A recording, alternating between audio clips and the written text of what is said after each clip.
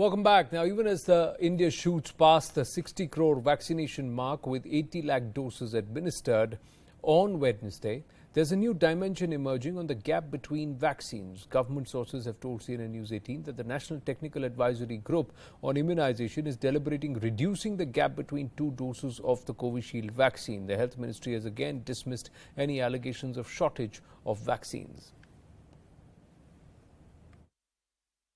पिछले 2-3 सप्ताहों से इस प्रकार की कोई खबर किसी राज्य से नहीं आ रही है। हमारा ये मानना है कि वर्तमान जो स्थिति है वो संतोषप्रद है। पिछले 24 घंटों में जैसा मैंने निवेदन किया 80 लाख डोजेस देश भर में लगाई गई। आज भी अभी 47 लाख से अधिक डोजेस हम एडमिनिस्टर कर चुके हैं। So the average pace of vaccination is more than about 6.5 million vaccines per day, of which about 1.2 to 1.5 million vaccines every day are second doses which are being administered. Now there is talk whether or not the gap between Covishield, which has increased to about 84 days from just a mere 4 weeks, should, or 4 to 6 weeks, should that now be reduced again, given the fact that many people out of these 60 crore doses which have been administered so far will be due for their second dose of vaccine very, very soon. Runjun Sharma joining us with more details. Runjun, what's the thought process behind considering reducing the gap? Firstly, Anand, if you see the people in the country who have received their first dose and their second dose, there's a huge gap in that. Remember, as far as the Covishield dose gap is concerned, 12 to 16 weeks, which is almost 3 months. So it takes almost 3 months for a person to get fully immunized. But that apart, a lot of science which is coming out now, a lot of studies and data, international studies really, that point out to some specific, for example, the Delta variant, that as far as the reduced gap of Covishield doses is concerned, about 8 weeks works better on Delta variant, and Delta variant is the one that really has created havoc here in the second wave in India and several other parts of the country. So that is one thought process, but of course this is something which will come up in the discussions as far as the Entagi meet is concerned.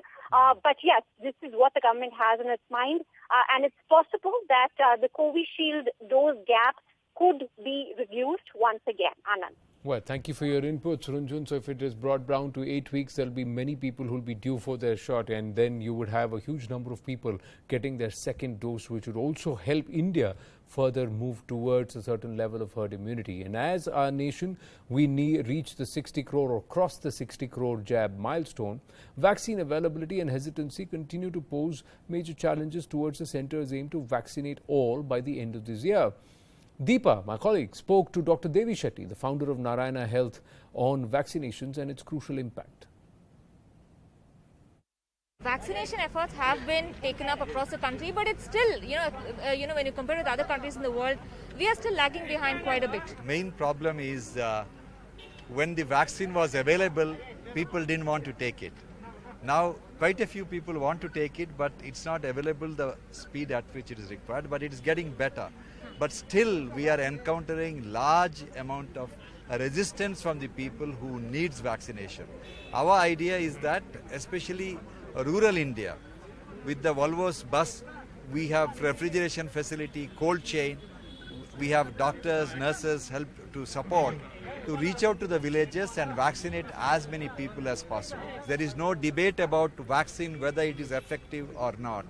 Truly today, COVID vaccine is not the vaccine against COVID-19. It is a vaccination against death. Everyone should get the message clear and take their vaccine. Now, are sanitizers harmful? Do vaccines modify your DNA? Can they infect you with COVID-19? Are these some of the questions on your mind? There is a space where all your queries can be answered as part of Network 18 and Federal Bank's campaign Sanjeevani. A WhatsApp helpline has been launched. All you have to do is WhatsApp on the number 7977773753 and you'll promptly receive your answers, information that has been verified and cross-checked. So go ahead, WhatsApp your questions on COVID-19 and get all the information you need. The number is 7977773753.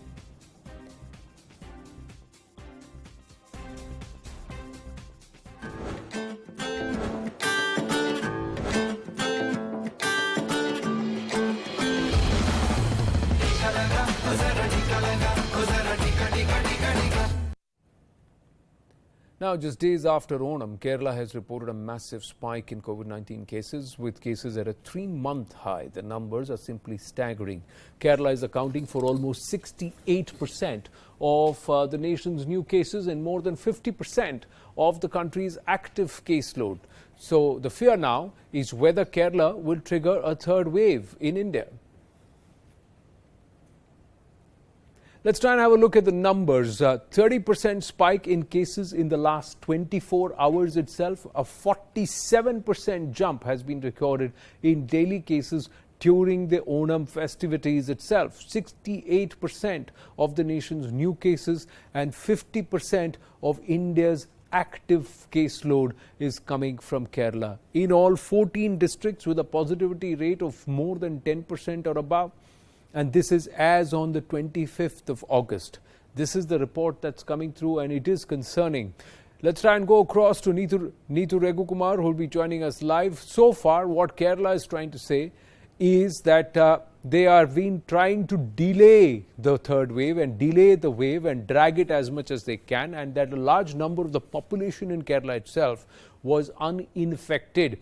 And that's why the infections are going up in the state at this point. There was a certain anticipation that there would be a spike post-Onam festivities, but this toss-up between life and livelihood and ensuring that livelihood happens is a compulsion with which the state is trying to say we will deal with a certain number of cases or a spike, but we can't stop all economic activity. But Neetu, it is also copying a lot of flack and raising concerns whether or not what's happening in Kerala could trigger a nationwide third wave.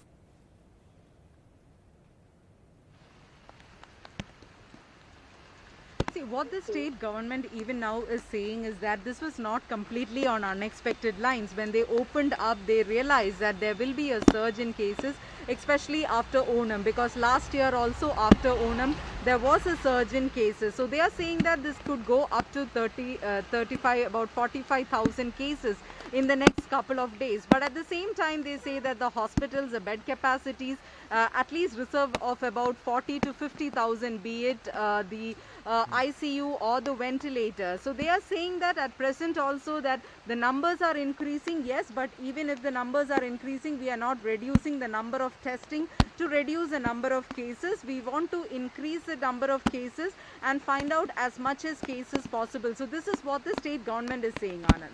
So they would rather they'll take the high count, but they would not reduce or compromise on testing. And more importantly, they're saying there are enough beds available.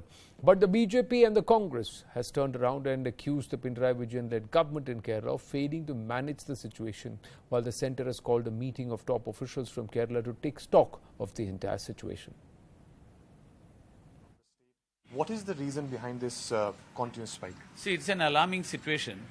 And the central team which went to Kerala, they have pointed out mainly, as I understand, two major issues.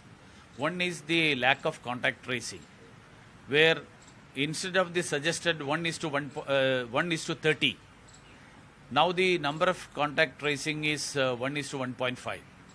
Second is when the government of India had suggested institutional quarantine at the beginning of the pandemic, the Kerala government said that we have a better methodology of containing the spread of COVID, and that is the home quarantine. But it has now proven that it is miserably failed. So the government should relook, the state government should relook into the whole scenario. This is a very serious matter. 31,000 out of a total nationwide figure of just over 50,000 shows that we are no longer just the majority, but the overwhelming majority of cases in India. At a time when everywhere else the perception is that the second wave of COVID is ebbing, it's coming down. Here in Kerala, it's going up.